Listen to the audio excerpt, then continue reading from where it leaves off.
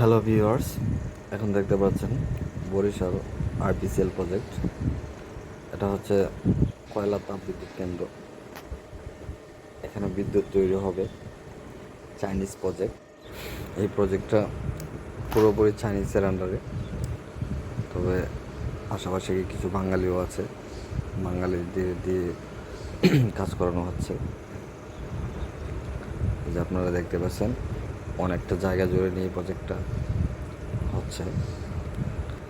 যদি ভিডিওটা আপনাদের কাছে ভালো লেগে থাকে তাহলে অবশ্যই চ্যানেলটা সাবস্ক্রাইব করে কমেন্ট লাইক করে পাশে থাকবেন।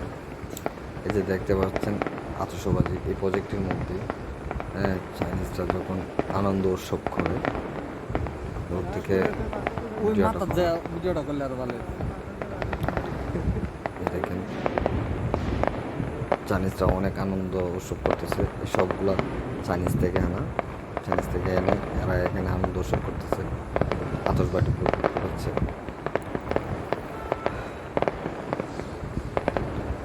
দেখা যাচ্ছে দূর থেকে।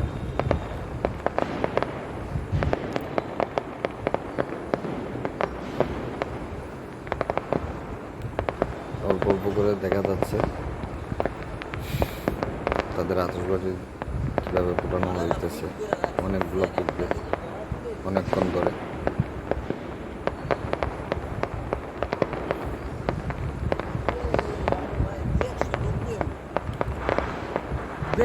যারা এইসব প্রজেক্ট এখন দেখেননি, বরিশাল অবশ্যই যাবেন।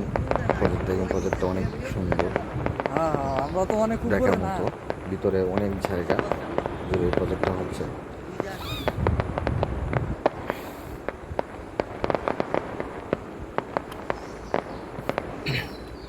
এটার ভিউ অসাধারণ, আসলে বলার মতো কিছু নেই।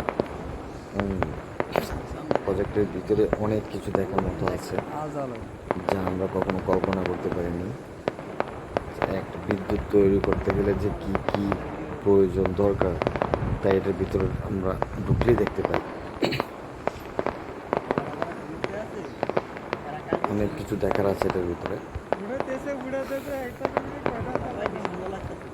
অনেক দূর থেকে এই প্রজেক্টের ভিতরে পানি নিয়ে আসা হয়। এই পানি উত্তাপ করা হয়, এখানে পানির লাইনও করা হয়ে গেছে।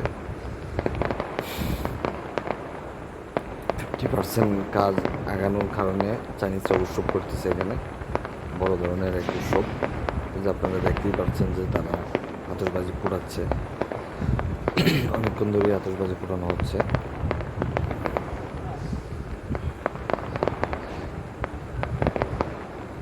অবশ্যই কখনো বরিশাল গেলে আরপিসিএল প্রজেক্টে ঢুকবেন। বরিশাল শুধু একটা না, আরও একটু তাপবিদ্যুৎ কেন্দ্র রানিং হয়েছে, বিদ্যুৎ তৈরি হচ্ছে। সেটা হচ্ছে সেই প্রজেক্টটা হচ্ছে এনএপিএস প্রজেক্ট। সেটা অবশ্য অনেক বিদ্যুৎ তৈরি শুরু হয়ে গেছে অলরেডি। অবশ্যই গেলে এই দুটো প্রজেক্ট অবশ্যই দেখে আসবেন যে কীভাবে বিদ্যুৎ তৈরি হচ্ছে। এটার ভিতরে ঢুকতে পারলে অবশ্যই আপনারা বুঝতে পারবেন যে এটার ভিতরে কী নেই। অসাধারণ। দেখেন ভাই, অনেকগুলো আতশবাজি পুরানো হচ্ছে তাদের আনন্দ।